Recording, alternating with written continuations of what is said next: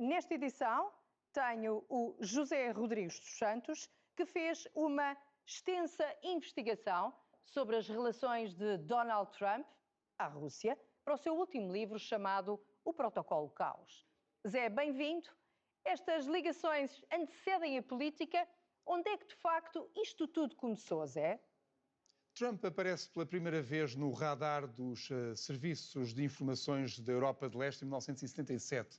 Ele casou com uma checoslovaca chamada Ivana e nesse ano foi visitar os sogros. Como era um empresário que já estava a adquirir alguma importância, os serviços secretos checoslovacos fizeram um registro e abriram um dossiê sobre Donald Trump que permaneceu durante algum tempo, pelo menos na Checoslováquia. Acontece que algum tempo depois, Donald Trump deu indicações de que estaria interessado em entrar na política e isso provavelmente levou os serviços secretos checoslovacos a comunicar ao seu patrono, que era o KGB, a existência desta personalidade com presença no leste, devido à sua mulher, e também com estas ambições.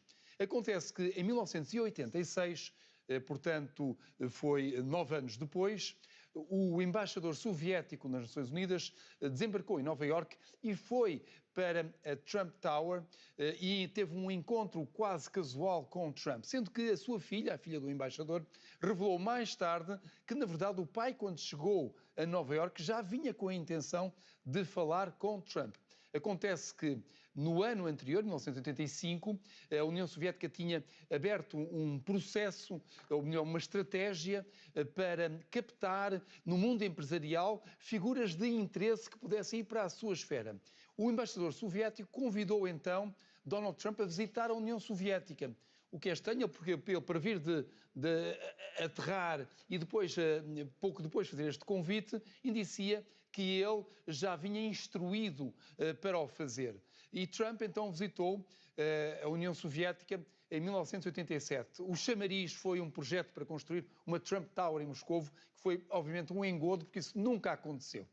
O que os soviéticos queriam era tê-lo em Moscovo. Em Moscovo ficou aparentemente no Hotel Nacional, que é um hotel que é muito vigiado pelo KGB, aparentemente tem microfones e, segundo a cultura dos serviços de informações, indicam que é prática da parte das autoridades soviéticas, ou era prática, de facto, vigiarem ao pormenor, com fotografias, com filmes, com gravações, todos os convidados que apareciam enquadrados desta forma, uma vez que eram ativos com interesse. E, na verdade, apareceu recentemente declarações do antigo diretor dos Serviços de Informação do Cazaquistão, que disse que, na altura, em 1987, o antigo diretor dos Serviços de Informações do Cazaquistão, trabalhava para o 6º Diretorado do KGB. O 6º Diretorado, segundo ele, era responsável por ações de contra-informação na área económica. E disse este antigo diretor dos Serviços de Informações do Cazaquistão que Donald Trump foi recrutado nessa altura e com o nome de código Krasnor. E, portanto, esta informação está em consonância com a forma como Trump apareceu em Moscovo. E o facto também é que pouco depois dessa viagem, em 1987, Donald Trump, ou melhor, o jornal New York Times, cerca de 2 meses depois, noticiou que Donald Trump tinha o projeto de se candidatar à Casa Branca. Repare-se, numa altura, em 87, ele vai a Moscovo, a convite das autoridades soviéticas e logo a seguir anuncia que é candidato à presidência.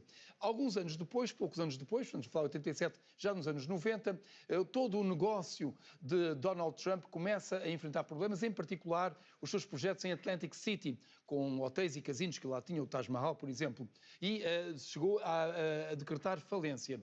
Acontece que, logo a seguir, em 2004, ele compra uma mansão em Palm Beach, na Flórida, e compra por 40 milhões de dólares e 4 anos depois, em 2008, vende-a por 95 milhões de dólares, mais do dobro. E vende-a a quem? Vende-a a um multimilionário russo.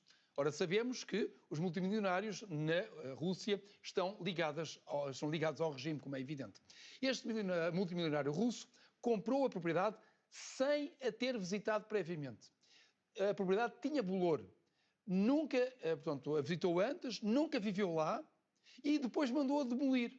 E a pergunta é esta: por que razão é que ele fez esta compra a um preço tão exorbitante? Em 2008, recorde-se, já se tinha declarado a crise do subprime, depois do colapso do Lehman Brothers, e os preços imobiliários estavam a descer. Como é que ele paga mais do dobro? Portanto, cria-se aqui a impressão de que havia uma vontade de pôr dinheiro na mão de Donald Trump. E, na verdade, a revista New Yorker disse que só num período de 4 anos, entre 2003 e 2007, 86 personalidades oriundas da zona que tinha sido anteriormente a União Soviética, fizeram compras de propriedades de Donald Trump. Portanto, eram personalidades ligadas, fizeram esses negócios, 86 negócios, pagos não com transferência bancária, mas em numerário. O que é muito estranho, portanto, em dinheiro vivo, no valor superior total a 100 milhões de dólares. Ora, esta prática de pagamentos de dinheiro vivo é normalmente utilizada, pelo menos é isso que se conhece, quando não se quer que se conheça a origem do dinheiro. E, portanto, por que razão é que estas compras eram feitas desta maneira? E, sobretudo, a grande pergunta: por que razão a Rússia decidiu dar tanto dinheiro a Donald Trump, a fazer tantos negócios com Donald Trump? O que é que estava à espera de obter em troca? Esta é uma questão fundamental em todo este processo. E vale a pena recordar um conjunto de declarações que eu acho que são muito elucidativas. Uma, a declaração de Donald Trump Jr., o filho de Donald Trump, que em 2008 disse o seguinte, e vou citá-lo: os russos constituem uma fatia muito desproporcionada de muitos dos nossos bens. Vemos imenso dinheiro a vir da Rússia. Isto disse Donald Trump Jr. em 2008. E o outro filho, Eric Trump, disse em 2014, citado por um jornalista: não dependemos dos bancos americanos. Temos todo o financiamento de que precisamos da Rússia. Ele depois foi interrogado pelo FBI e desmentiu ter dito isto, mas o jornalista americano disse que eu o disse. E um antigo arquiteto de Trump, Alain Lapidus, disse: vinha tudo da Rússia. O seu envolvimento com a Rússia era mais profundo do que ele admitia. E, portanto, temos aqui claramente um complexo de teias e de ligações de dinheiro russo associado a Donald Trump, o que suscitou sempre enormes suspeitas. Já voltou aí, José Rodrigues dos Santos.